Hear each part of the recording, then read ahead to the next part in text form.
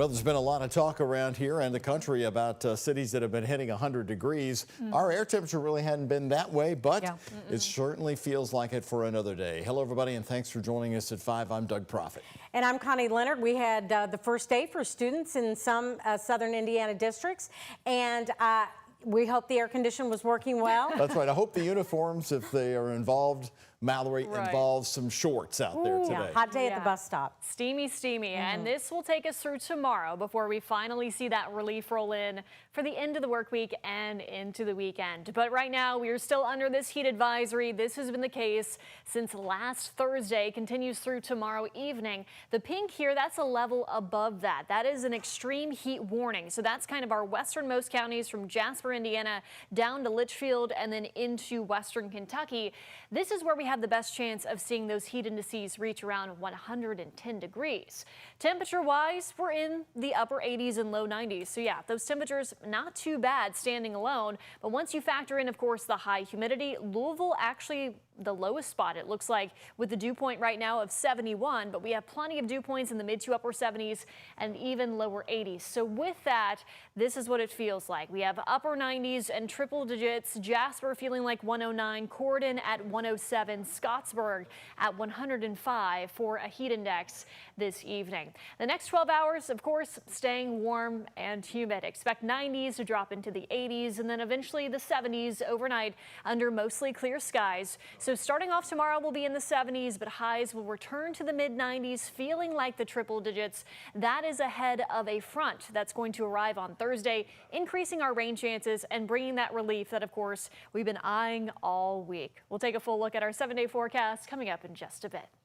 Thank you, Mallory. Officials in New York are grappling with the city's deadliest mass shooting in more than 2 decades. Today, new information as investigators try to piece together why a man from Las Vegas opened fire in Manhattan. This all happened at about 6:30 last night. One of the victims, an off-duty NYPD officer, and a 4th victim is in critical condition. Police say the gunman is also dead. And a source from CNN is saying the suspected gunman also had a note in his pocket. That source says it suggests football gave the shooter a brain disease called CTE. Amy Kiley reports the NFL has offices in that building where the shooting took place.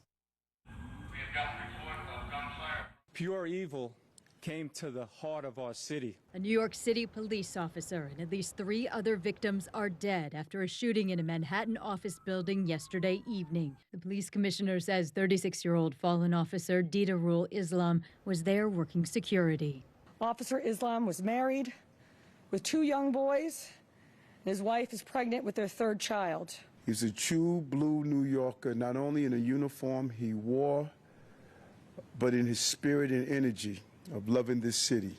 The Park Avenue high-rise houses the offices of the NFL. It says one of its employees was seriously injured in the attack. An official with knowledge of the investigation says the suspect had a grievance with the Football League. Officials say he walked into the building carrying an M4 assault rifle. They say he opened fire in the lobby and on the 33rd floor and later died of an apparently self-inflicted wound. He wasn't there looking to kill people at random. He could have done that right on the streets of Midtown Manhattan with that rifle and taken a lot more lives. Police identify the suspect as a 27-year-old from Las Vegas with a mental health history. They say he had a concealed carry license and no significant criminal record. Multiple agencies are investigating. This is a guy who went into that building intending to kill someone, and probably knowing he was not going to come out alive. I'm Amy Kiley reporting.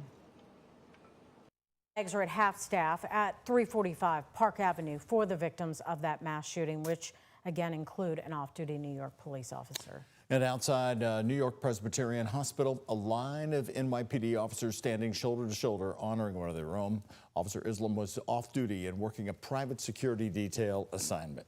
He was doing the job that we asked him to do. He put himself in harm's way. He made the ultimate sacrifice, shot in cold blood, wearing a uniform that stood for the promise that he made to this city. Also killed this woman, Wesley Leatner, a senior executive at the Blackstone investment firm. The company releasing a statement this morning calling her brilliant, generous, and deeply respected. NFL Commissioner Roger Goodell releasing a statement saying an NFL employee had been critically injured in the attack, but was in stable condition. More of our top local stories for you here tonight at 5. 2 former Manual High School coaches appearing in court in Louisville today, facing a judge on charges of alleged sex abuse. Donnie and Ronnie Stoner had their arraignment hearings today. Now, both men are the former DuPont Manual High School football coaches and are indicted on dozens of child sex abuse charges.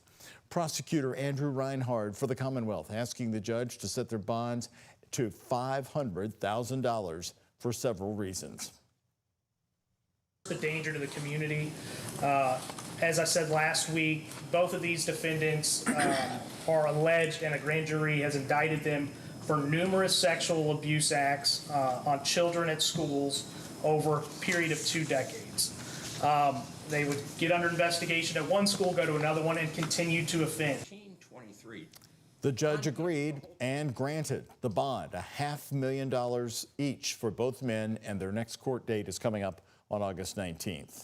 And we have a health alert to tell you about. There's a second measles case here in Louisville. Mayor Craig Greenberg made the announcement today, bringing the total number of cases in Kentucky to 14. According to the mayor, this new case is linked to the first patient reported in Louisville earlier this month.